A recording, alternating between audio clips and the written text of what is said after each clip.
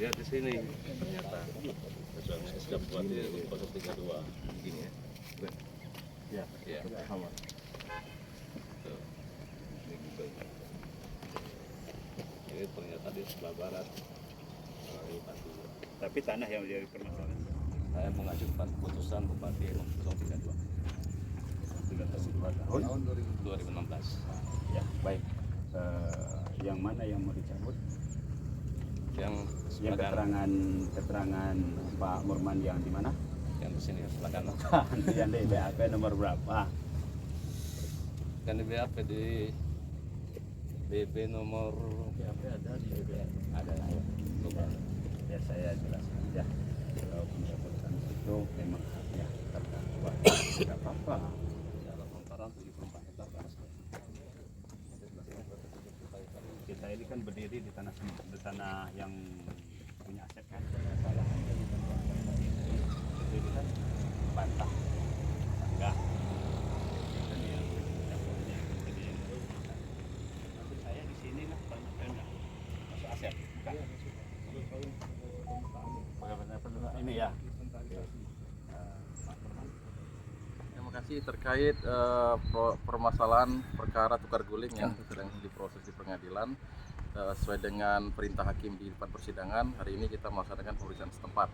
Alhamdulillah tadi hakim sudah hadir, ya pengacara dari Pak Burman hadir, Pak Burman sendiri hadir, termasuk dari JPU. Dan hasilnya hakim tadi hanya menilai, melihat yang menjadi permasalahan yang diklaim Pak Burman, artinya hanya di lokasi di Pematang Hawur. Dimana di lokasi tadi sudah ditunjukkan oleh Pak Burman, di mana yang dia tuju pada proses penyidikan itu, ya, kemudian menjadi objek permasalahan di persidangan.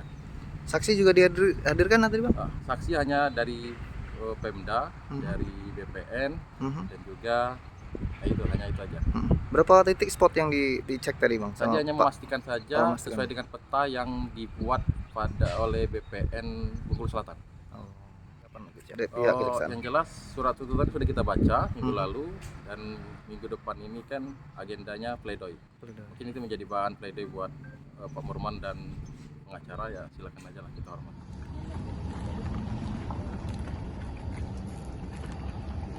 Ada temuan enggak Bang dari hasil pemeriksaan setempat ini Bang? Ya, jadi karena kita mau sidang lapangan pada hari ini, pada hari Jumat yang lalu, ya kita sudah mendahului melihat tujuannya biar pada saat pelaksanaan sidang lapangan ini kita tidak mencari-cari lagi kan.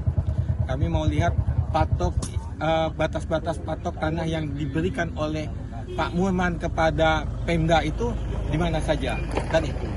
Nah, kami kaget ketika kami di lapangan ternyata ada patok baru. Patok baru itu persisnya ada di belakang kantor. Ada beberapa kantor, ada di belakang kantor, paling jaraknya antara 10 meter, ada 5 meter, 6 meter gitulah. Nah, ini patoknya akan melingkar. Sementara patok yang pada tahun 2003 pada saat penyerahan itu masih jauh lagi. Mungkin sekitar 100 meter. Jadi dengan adanya patok yang baru ini, kalau kita keliling tentu ada penyempitan, lingkarannya mengecil. Kalau menggunakan patok yang lama, lingkarannya besar, seperti itu. Nah, dengan adanya penjempitan ini tentu didalilkan oleh si jaksa bahwa tanah yang disahkan Pak Murman ini kurang, karena bahasanya tadi tanah 19 hektar tidak ada. Ya, kalau 19 hektar tidak ada, ya petunjuknya tadi yang patok yang merah itu kecil. Yang kami menjadi pertanyaan, patok ini dibuat berdasarkan apa? Dasar peletakan patok yang baru yang merah itu. Apa dari Pemda, apa BPN, apa jaksa. Terus dalam kepentingan apa patok itu baru dibuat? Kan seperti itu. Jadi kalau terjadi penyempitan, artinya tanah di belakang ini tanah Pemda yang sudah dibebaskan jadi milik siapa? Kan seperti itu. Nanti muncul jangan-jangan muncul sertifikat, ya kan? Sementara itu sudah dibebaskan oleh Pak Murman, sudah diserahkan. Artinya apa di sini? Aset yang sudah diserahkan Pak Murman berkurang. Negara dirugikan dengan adanya pembuatan patok merah ini. Siapa yang membuat patok merah, dia harus bertanggung jawab. Itu. Kita punya saksi di mana? Di kantor apa itu ada kolam ya? Ada kolam kan? Ada kolam. Nah, kolam ini Pak Murman beli dari Sony. Dari Sony kan? orangnya masih ada. Nah, sementara patoknya kolam itu nggak masuk. Ini suatu petunjuk yang kelihatan jelas sekali. Seperti itu. Itu titik di mana dong yang ada kolam? Di belakang kantor pertanian. Bisa dilihat di situ belakangnya nanti ada patok. Patok di belakang kantor satu. Itu. Sementara patok yang asli jauh lagi.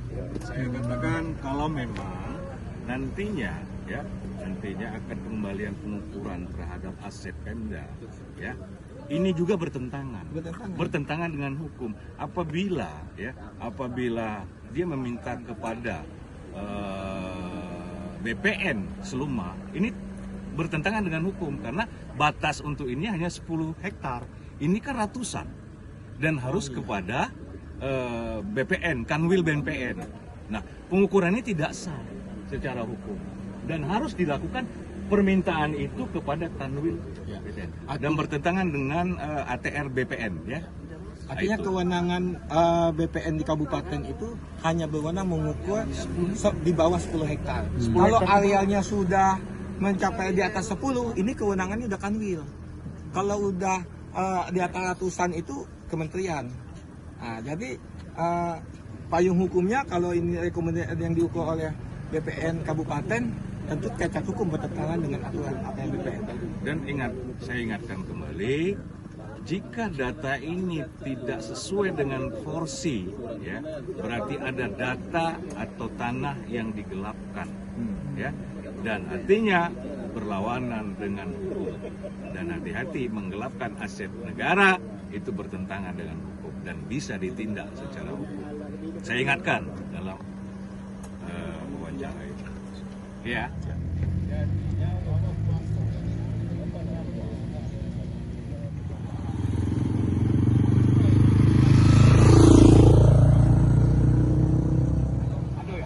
Tolong dikirim itu bukti itu. Kalau ada upaya sanggahan, yang itu sanggahan ke depan ada upaya. Nah, jadi kalau hakim ngomong gitu.